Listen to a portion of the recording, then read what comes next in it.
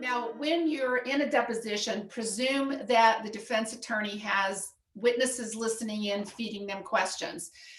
Sometimes they're so stupid, they'll say, I'll say, well, is anyone else participating or listening into this deposition? No, they're not. And I look and I see the video icon. I see that the defense medical expert is watching the whole thing. That's ridiculous. I mean, it's so stupid. I also, during trial, I do some trial work. I don't really like it, but I'm brought into trial to help either as a consultant or co-counsel. And if co-counsel's at the podium, I have a keyboard like this that's Bluetooth that has like a 20-foot range. He has my iPad up there. And as he's asking questions, I am feeding co-counsel potential questions, but also I'm looking at exhibits or references that the defense expert makes, because here's what happens. They're very circumscribed in deposition. They don't go out on a limb. But in trial, they just make crap up because they know that you can't fact check them quickly. That's not true. You can. You don't need another attorney to do this. You can bring a paralegal or a really smart secretary and ask that person, like when the witness claims the medical records shows something, have them pull up the record, OCR, and it should be already converted so you can do a word search, but have them pull that document up and check it. We did this in January and the witness lied. The witness claimed that our client was on narcotics from a prior injury, and that was a complete lie. I knew lead counsel couldn't find the document quickly enough, so I found it and I IM'd him and said, ask the videographer to pull up this particular document, and it didn't say what the witness said. Do this in trial. Have somebody with you to do this for you because you don't have time to do it yourself. And all they need is a remote keyboard and an old iPad, and you're done. You're fine. One of the things that I like to do, and I'm going to give you an example of something that I did with Sean. A lot of when I'm brought in on cases, I'm asked to either cross-examine the witness or prepare potential questions for cross-examination and exhibits. And so what I realized is that the defense experts were misrepresenting the science, misrepresenting the facts, and misrepresenting the medical treatment. And so what I started doing, and it was very helpful, is I took the report that the doctor wrote. And what I'd like to do is I'd like to take a moment, and Sean, while I'm doing this, you can tell me if there's other questions. Yep, kind of break it up. just was responding to some. So Mickey watching has actually a really valid question, is how do you train employees when they work remotely? Oh, okay. All right. Let me pull this one thing up and then I will answer that question. Okay, great. Here we go. This is what I do. I have a contract for my employees, and in the contract, I tell them, first of all, you'll never loan the laptop to anyone else. You'll never give anyone the password. You'll only use the virus protection that I use. You'll change your passwords once a year. And you'll make sure that you don't ever use your laptop in a Starbucks or a public place or even a hotel. You'll only use it with secure, protected internet, right? Then what I do is I'll tell my employees, I'm monitoring everywhere you go. I'm watching your computer use, and I just want you to know that ahead of time. As long as they know, I even tell them before I hire them, this is what I'm going to do. If you're not comfortable, then don't come to work for me. Then what I tell them is you need a private space. You need a room where your kids aren't running in and out, even if it's your bedroom. You need a comfortable chair. I'll buy the chairs. I'll buy the desk. I'll buy the laptop. And you need a big screen. I always give my people big screens. It's so much easier to work with a big screen. But I also tell them, this is only going to work if your family respects your boundaries. Your spouse has to leave you alone. And your children have to leave you alone. And if they can't do that, then it's probably not a good idea for you to work from home. Most people now have set something up. In fact, there's even a website that talks about, home offices where it's an ironing board. Okay, fine, that's your desk. But you can, what you do is you make sure that they understand how to save documents, how not to delete something. I think one problem with working from home is that when you're in an office, people will pop in and ask you a question. But when employees work from home, I've seen a problem where they don't immediately call you or text you. They'll just send you an email if something needs to be responded to right away, and you may not get to it. So you train them to call you on the phone if there's something that needs to be resolved immediately. And that's a hard thing to do. They don't like doing it, but it's actually not that difficult. And a lot of people are doing a really nice job with that. Okay. Oh, can you Yeah. explain OCR? Because some people may not. It sounds like there's some confusion on what you're talking about. Absolutely. Yeah, this is what I'm going to do right now, as soon as I can figure out how to share my screen. Okay. And just so everybody knows, if you're asking in the question section, if you're asking specific questions about your case, I will do what I can to adjust that question so that maybe it's more broad, or if I don't ask it, it's because it's too specific to like a narrow issue that's unique to you. And we don't have time. I don't want to disrespect you, but just so everybody understands that that's what I'm trying to do, is to ask the broader questions. Feel free also, if you have a case specific question, just send me an email. I've probably dealt with the issue, and I can Dropbox you a folder. So this is a report, right? First thing I do is I convert it to Word so that I can go back in and insert things, because when you prepare questions, it's really hard to understand where in the report that question was relevant. So I'm going to show you how I do it. You go up here and you click, and I have links I can share with Dan that walk you through how to do this. You click Save As, right? And then you click down here, you just click it and you list Word, right? And then you click Save. I'm going to actually rename this as something else, just SSS, and I'm going to save it. Now, what happens is you now have this in Word, right? So let's say I want to go in and I don't like something somebody said. What I'll do is I'll just go in here and I'll click you see here the font to red, so I know it's my notes, and I'll say, this is BSC page 327 meds, right? And just so everybody knows, this Adobe Acrobat, this is a paid version of it. It's not a free version.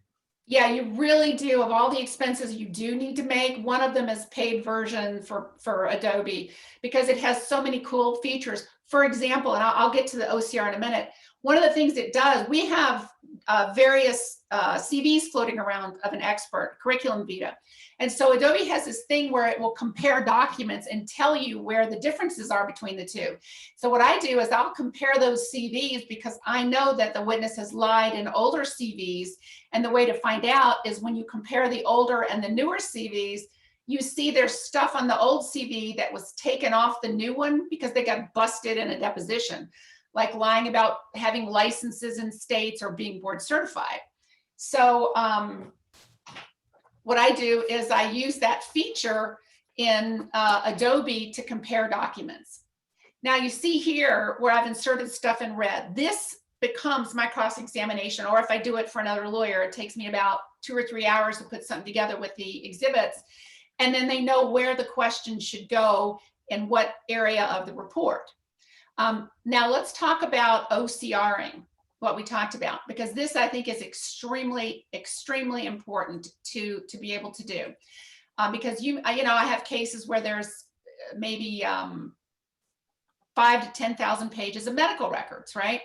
So if you've got, let's pretend that these are medical records, okay? You left click the first document, you press Shift, then you click the last document, and then you right click it and you combine the files in Acrobat, right? Now, once you've combined them, you want to be able to do a word search. And I do this I have my staff do it with all my exhibits too. So you want to be able to find something instantly. So what you do is you go down here and you click Scan OCR, and then you click Recognize Text in this file, and then you click Recognize Text. Now what this does is it takes every single page and converts it so that I can do a word search. And it's wonderful because I have material on doctors that's maybe 12,000 pages long. And the doctor will say, well, I never said such and such. And I just do a word search in the document in the middle of the deposition even. and it'll go straight to the area where he absolutely did say that. I've done this so many times, I can't even tell you. Okay, so once, let's pretend that it's done. And just so Yeah. Dorothy will send, there'll be a document for everybody with the instructions on how to do what Dorothy's telling you to do right now. Yes, yes. So, I mean, you don't need to take notes. You just need to know that it can be done. And this is another reason that I love doing things this way. And that is because once you're done, right, all you got to do, let me move this thing down here.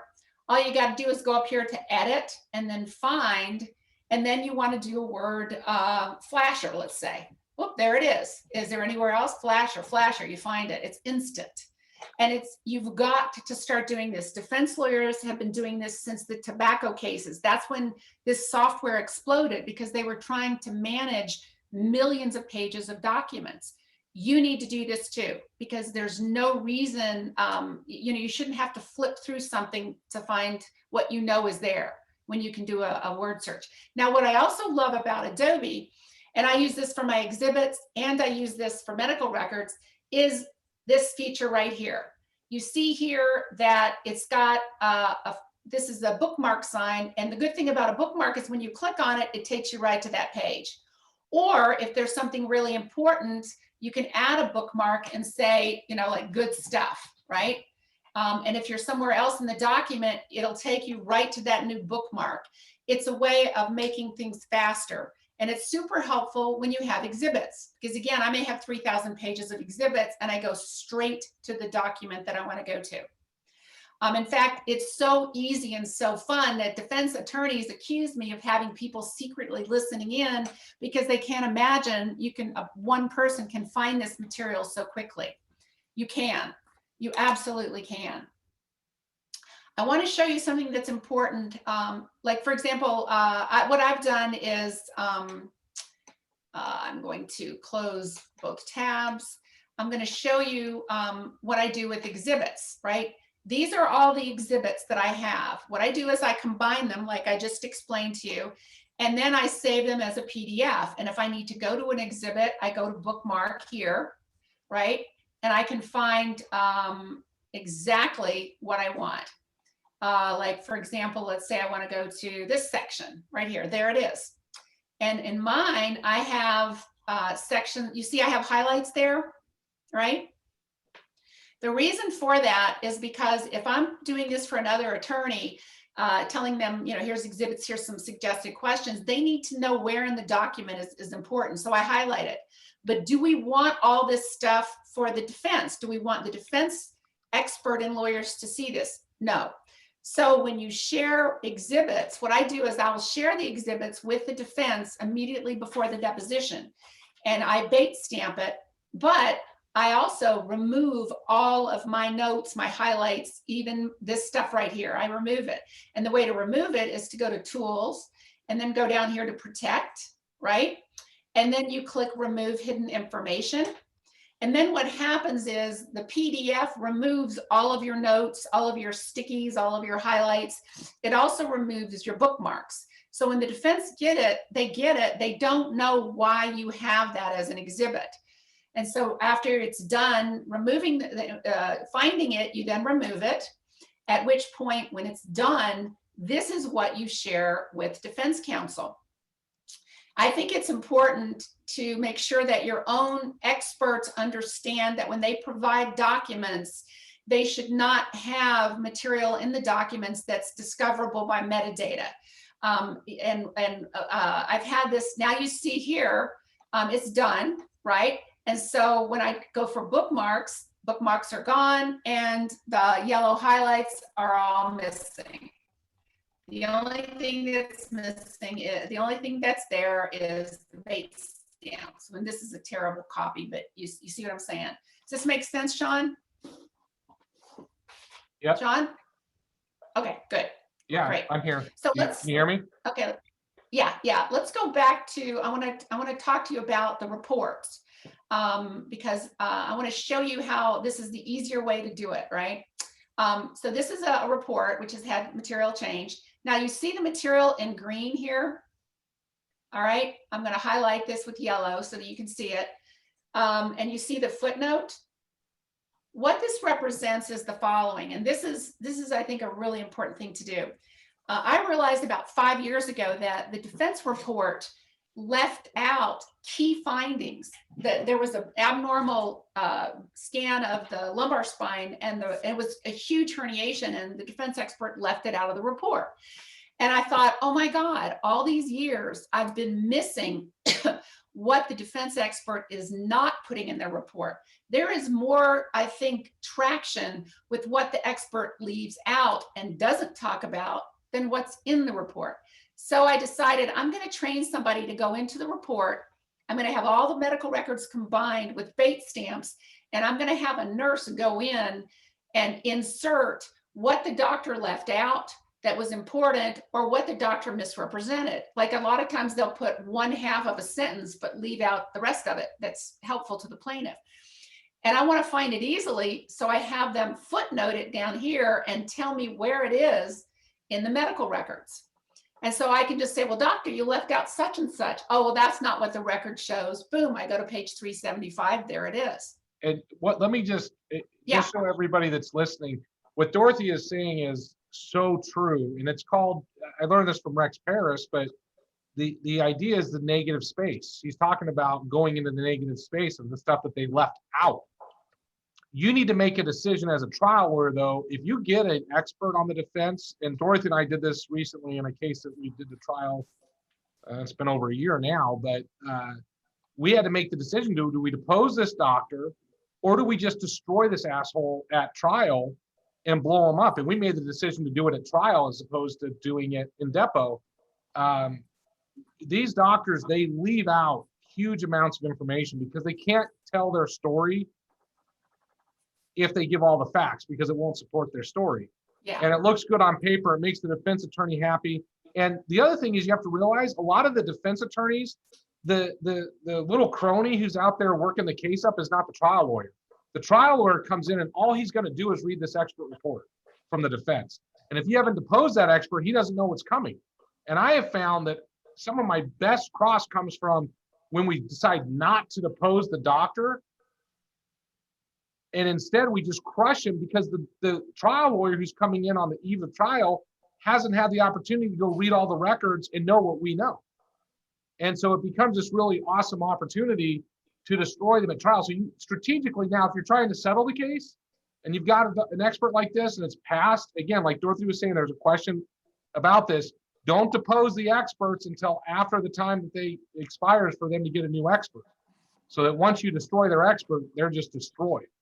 Is that Dr. Amos you're referring to? What's that? Is Dr. Amos the expert that she helped you with? We're not going to talk about names, right, Sean? We can talk about those jerk offs. I mean, oh my God. I don't, I'm not, he's only a part, but no, he was a jerk. Let's be honest. That guy was one of the biggest liars ever. Ever. And I got to say, you know, the crazy thing is every time I think I've seen the biggest lying doctor, then the next guy shows up. So. Along the same line that what Sean was talking about, sometimes you want to take the deposition, but not the way you'd normally do it. And this is, if I see some ridiculous things in the report and I know that somebody's misrepresented their CV, I will tell the lawyer, don't have me do it. Don't have any of the partners. Pick the least experienced lawyer, preferably a female, because a lot of the experts are male and they presume if a woman's cross-examining them, they don't know what they're doing. And that is the best thing that ever happened to your practice, because you can work with that. You send somebody to the deposition, they're nervous, they're fumbling around, they ask key questions to pin the witness down. It only takes an hour and they're gone. But what the lawyer has done is wedded the witness to ridiculous facts that they lied about, and then you save it for trial. If you're trying to settle the case, you take a different tact. You use all your data, you just use everything you have in deposition to try to increase the chances of settlement. If it's absolutely not going to settle, then you still want to pin them down, because a lot of times you're going to want to file a Daubert motion, and you can't do that unless you've taken the deposition and you've pointed out there's no basis for their opinions or conclusions. So I'm going to show you now in this document some other things that I do. One of the things we have, as I said, Dr. Hunter reviews videotapes of exams, and he'll prepare an analysis and he'll tell me where the references are false. And so, for example, this is one where Dr. Hunter helped, and what he says was normal Babinski, Hoffman's normal limits, right? Well, you find out that they start doing reflex testing, but he never actually tests for Babinski, right? And so I put this in the body of the report in red. Here's another example, cranial nerves WNL. Now, Sean, do you know what WNL really means? We never looked. Yes, exactly. It's great. So when you go in and you see that they're saying cranial nerves within normal limits, that's almost always not true. In fact, I've never had a case where somebody actually did check all the cranial nerves. When you have even a minor head injury, even without brain damage, a majority of people have cranial nerve damage, and the most likely cranial nerve to be damaged is the first cranial nerve, which is smell. And the defense experts never check for smell. And so I have an article here, and to make it easy for me to find, I also embed it in the report. And so I just click on it and it opens it up, and there it is, right? So yeah, because I find it easier to find things this way. So you can embed your own exhibits into the report. And I think that's helpful. And just so people understand, when you're talking about the olfactory area, believe it or not, that from the nostril, there's olfactory bulbs that go up into the brain. What happens is when you have a contra injury where your brain moves forward, it can actually shear those bulbs off, which takes away the sense of smell and taste. And you don't get it back. It ain't like coronavirus. You're not getting it back. And I got to tell you, we did a trial about 4 or 5 years ago where we had done a bunch of focus groups, and we didn't know what the most severe injury was. So we asked the focus groups, the loss of sense of taste and smell was unanimously viewed as one of the worst injuries a person can suffer, because there's so much joy that comes from it. Yes, I was just going to talk about why that is. If you lose the ability to smell, first of all, it's very dangerous. You can't tell if there's a gas leak or smoke. You can't tell if you're about to eat spoiled food, right? That our olfactory system keeps us alive. So you need to have future damages. You need to talk about a smoke detector. You need to talk about not a food taster, but you need to deal with that. Gas leaks, things of that nature. It also has a great relationship with depression and anxiety. People who can't go out to dinner and enjoy a meal with friends or taste a loved one's cooking, that's central to our experiences as human beings. So it causes more damage than you can imagine. Now I want to use this, just since we've got a little bit of time, I want to use this to talk about some of the most common misrepresentations that a defense expert may make. And we talked about cranial nerves. Another one is mental status. Many experts will say mental status normal. Well, did you formally test it? It's not like saying they look fine, but you didn't do blood work to rule out blood disorders. Oh yes, I tested. I gave it. I gave the Mocha, or I gave the Folstein. Most people give the Folstein. The Folstein is it's an Alzheimer's screening test. It's not in depth at all. It does not test long-term memory. It doesn't test for various conditions that can occur as a result of depression or brain injury, etc. It's not a very good test at all. But in all but one case, including one with Sean, the defense expert misrepresented the results. And it's easy to find out if you can record the exam. If you are struggling with being able to video or audio tape the exam, please reach out to me, because I can share a folder with you with motions and orders and articles. You've got to record that exam, because when you do, you get the transcript. And when you get the transcript, when the doctor claims to have given a mental status, you look for the word world, because the word world is one of the questions on these mental status exams. And in this case, the report says that the plaintiff scored a 29 out of 30 correct, meaning there's no problems with their mental status. What we found out was that the doctor didn't even ask all the questions and gave the patient the credit for correct answers that were never given. And so this is the article that shows what the items are. It was, an article available to the public. And at the end, it tells you, these are the questions. And if you have something like that, I can walk you through how to do it. And you go through and you say, oh, well, the first one is, what is the year, date, season, and month, right? Well, you know, they only ask the year and the date. They don't ask the day or the month. Name 3 objects. What I have, many times the doctor will say, name 3 objects, and the patient can only name 2, and the doctor will say, oh, they could name 3 objects, fine, right? That for some reason, they've been sliding on this crap for years, and we as lawyers have failed because we haven't pressed them. We haven't set enough time to take the deposition. And to really depose somebody, it generally takes a minimum of 4 hours. And I know that's expensive, but it's cheaper to pay it up front and resolve the case or get the witness stricken. But we've got to start calling people on potential misrepresentations. And this is one way, in my opinion, to do it.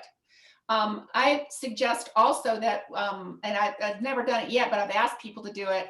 When you look at this example that I give you where there's material that's inserted in green, like here, I've suggested that you take the report that only has the material in green from your nurses, and you make that report an exhibit. And you say, doctor, if you had been more inclusive in your medical chronology and your representation of the records, this is what your report should have looked like. Isn't it true? And then you just attach it, and the jury's their eyes are going to go straight to where the colors are. It's just human nature, right? So anyway, that's some of the things that you can do. Let's talk about, I want to go over a couple of other things with you. You got to watch your background. I was given a speech, and I don't think it was for you, Dan, but it was pretty funny. I asked everybody to enable their cameras, right? So that I could see them. And I could see the moderator going, no. Well, I thought, oh, what's the problem? Well, I found out why the moderator did that. I was watching the witness, the attendees on the speech, but they weren't paying attention to their background. And one man was, looking into the camera and listening to what I was saying, but he didn't see what happened behind him, which was that his wife walked by in her underwear, and she's going like this, right?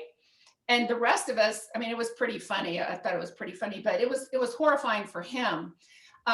You have to tell other people also when you're going to do a Zoom that are in your household. And I learned this the hard way. And I think most of you know this, but I was speaking to the Ohio Justice Association, and I wasn't looking at what the audience was looking at. And unbeknownst to me, my husband, I was doing this in the bedroom. He came home from a hike, stood in front of the camera, and took off his clothes. It was very awkward. So be careful about something like that. I want to warn you, these are some Zoom fails that we haven't covered. Zoom fails include, and I did this myself, you're learning from my misery here. I was involved in a death penalty case, and my own expert was testifying and was asked to share a document. And so she pulled up her screen and she shared the document. Well, I went to another screen because I was researching something she just said, and I wasn't looking at her screen. Never do that, because here's what happened. The witness forgot she was sharing her screen, and she got bored. And as she was answering the questions, she began to open up emails that were confidential emails from our office and from other lawyers' offices. So the defense attorney was reading privileged material that they weren't entitled to get. So be careful about that. And also tell your own expert, check your background, because you will be asked to share your screen. Make sure you don't have anything in the background. I'll give you an example. And I always ask defense counsel to share their defense experts to share their screen. And here's why. And in fact, I have a subpoena that I sent to Dan to share with you that says the witness will be able to share their screen, because they will make claims about documents that are false. And I'll say, share your screen and show me.